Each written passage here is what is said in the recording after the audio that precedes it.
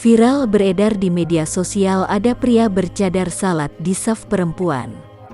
Penyamaran pria tersebut terbongkar usai salat, lantaran jemaah curiga suaranya beda. Lalu pria ini pun diminta buka cadarnya. Dalam video itu diperlihatkan seorang pria yang tertangkap basah oleh jemaah lain tengah menyamar sebagai wanita.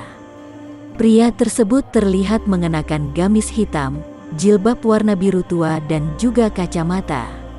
Kapolsek Telanai Pura Jambi AKP Yumika Putra membenarkan jika peristiwa itu terjadi di wilayahnya.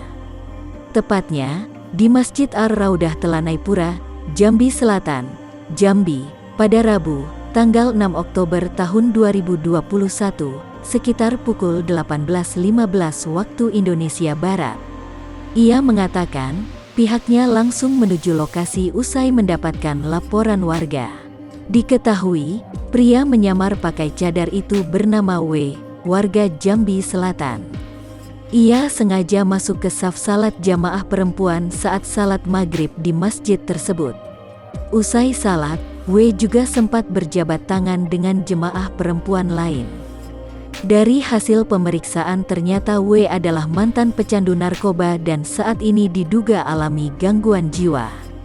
W kemudian dibawa pihak keluarga ke Rumah Sakit Jiwa Daerah Provinsi Jambi.